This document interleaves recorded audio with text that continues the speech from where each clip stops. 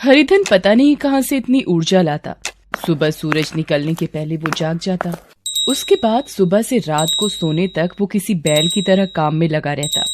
चाहे घर का काम हो या बाहर का, सबकी नजर हरिधन पर ही रहती। खेत में बुआई से लेकर कटाई, जानवरों को चारा या सब्जी काटने से लेकर घर की साफ सफाई हरिधन के कांधे पर ही थी।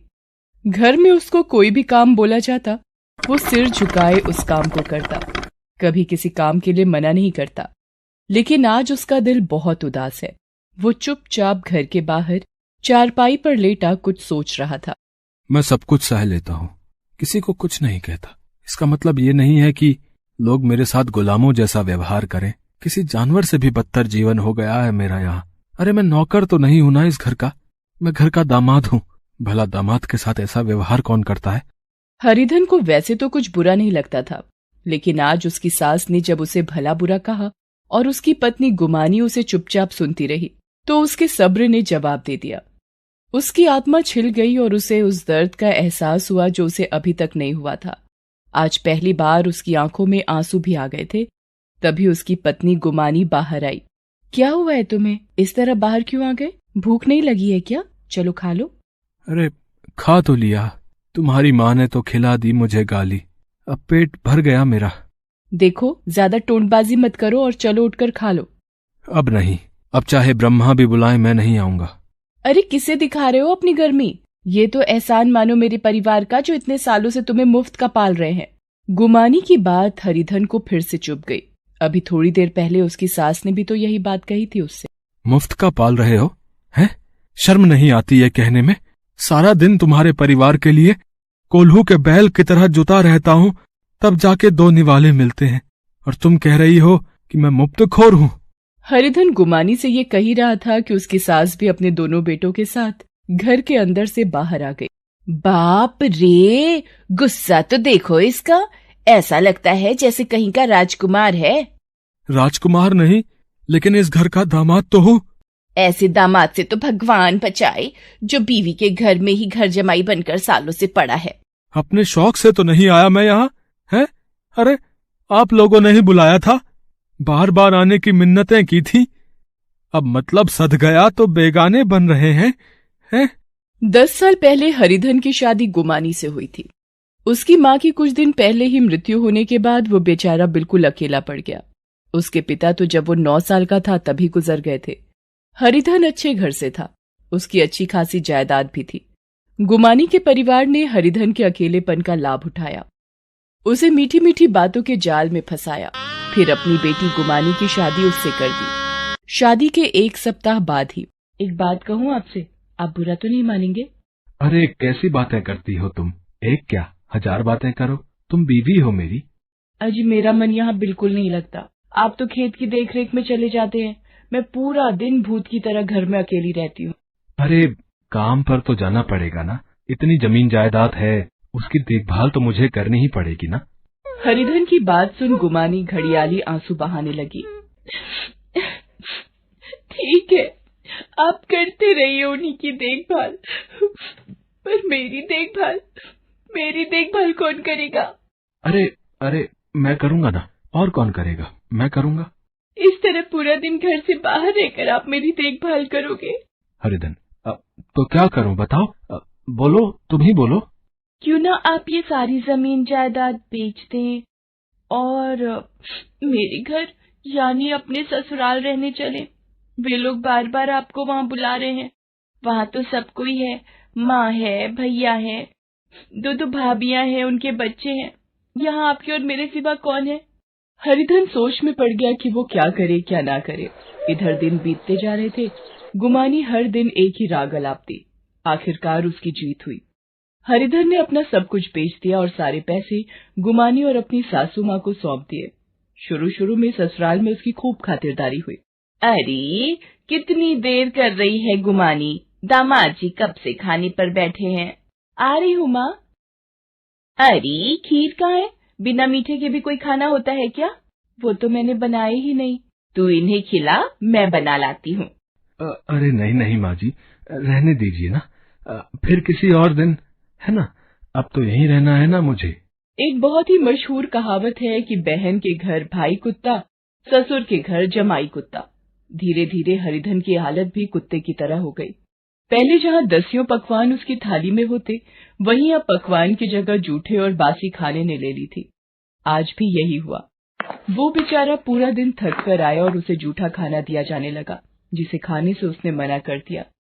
इस बात पर उसकी सास ने उसे मुफ्तखोर और ना जाने क्या क्या कह दिया। हरिधन का आज का दिन ही बुरा था। पहले सास ने सुनाया, फिर बीवी ने, और अब उसके दोनों साले भी तैयार खड़े थे।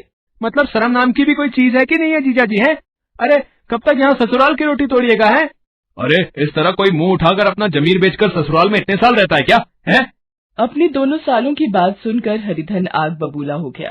अरे कहाँ जाऊं मैं? है सब कुछ बेचकर तो आप लोगों को चढ़ावा चढ़ा दिया ना। बड़े बेशर्म आदमी हो। है अरे हमने कहा था बेचने के लिए, तुम अपनी मर्जी से बेचकर आए थे।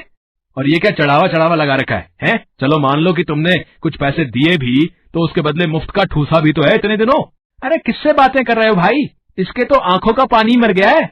देखो मैं चुप हूँ, इसका मतलब कुछ भी बोलोगे तुम? है हाँ बोलेंगे बोलेंगे, क्या करोगे? है ये हमारा घर है, तुमसे पूछकर हम फैसला नहीं करेंगे भाई, ठीक है ना?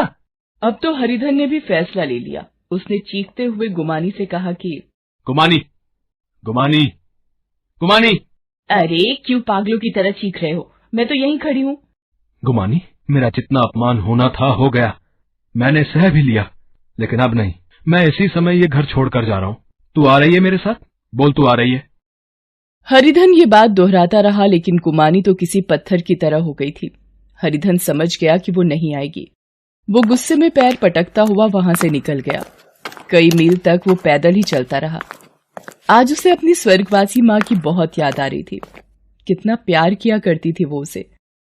जब तक माँ रही उसे अपनी पलकों में बिठा कर रखा, किसी बात की कोई कमी नहीं होने दी। लेकिन आज तो उसके हाथ खाली थे। चलते चलते जब वो बहुत थक गया तो सड़क किनारे ही लेट गया। उसकी नींद जब खुली तो सवेरा हो चुका था।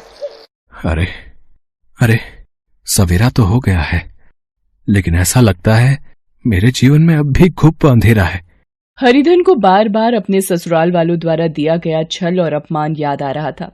वो अपने आंसू रोकने की कोशिश कर रहा था, लेकिन वो तो रुक ही नहीं रहे थे। सुबह से शाम हो गई। वो एक पत्थर की भांति सड़क के किनारे पड़ा रोता रहा। आने जाने वाले लोग उसे घूर घूर कर देखते रहे। अब तो उसे भूख भी लगने लगी थी। भूख से पेट दर्द कर रहा है, जेब में फूटी कौड़ी भी नहीं है, क्या करूं मैं? वो ये सोच ही रहा था कि उसने देखा कुछ लोग सिर पर बोरा ढोकर एक गोदाम तक पहुंचा रहे हैं। हरिधन भी उनके साथ काम पर लग गया। पूरे 50 रुपए उसे दिन भर की दिहाड़ी के मिले। मेहनती तो वो था ही, इसलिए उसने ये काम जारी रखा। धीरे धीरे उसने कुछ पैसे जोड़े और एक चाय की दुकान खोल ली। उसकी दुकान खूब चल निकली। अरे हरिधन भैया इतनी देर मत करो। है अरे अरे कब तक तरसाओगे अपनी चाय के लिए? है बस साहब हो ही गया है। कहते हैं मेहनती लोगों के दरवाजे पर लक्ष्मी मैया खुद खड़ी रहती हैं। हरिधन की छोटी सी चाय की दुकान पहले एक छोटे से होटल में बदली, फिर रेस्टोरेंट में, उसके बाद शहर के सबसे बड़े होटल में। जैसे ही गुमानी और उसके परिवार को ये पता लगा कि हरिधन फिर से अमीर हो गया है, वो लार टपकाते और घड़ियाली आंसू बहाते वहां पहुंच गए। अरे दामाद जी, मैं तो आपकी माँ जैसी हूँ, भला माँ की बात का कोई बुरा मानता है? क्या जीजा जी, आप भी ना कमाल करते हैं। अरे अरे जीजा साले का तो मजाक का संबंध होता है और आप तो मजाक मजाक में रूठ गए जीजा जी। गुमानी भी कहाँ पीछे रहने वाली थी। उसने भी अपने विरह की गाथा उसे कह सुनाई।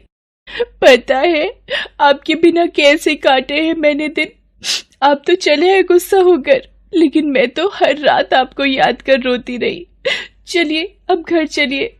हरिधन उनकी बातों को बहुत देर तक गौर से सुनता रहा और मुस्कुराता रहा। मुस्कुराते हुए उसने अपने मैनेजर को आवाज लगाई।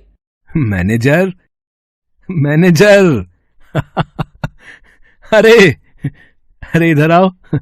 अरे कितनी बार कहा होटल में भिखारियों को नहीं घुसने देने के लिए, है ना? कहा था ना। देखो एक साथ कितने भिखारी घुस आए हैं, देखो देखो। चलो इन्हें जल्दी से बाहर निकालो इन्हें। हरिधन की बात सुनकर मैनेजर उन लोगों को धक्के मारकर बाहर निकालने लगा। हरिधन के ससुराल वाले और गुमानी उसका मुंह ताकते रह गए।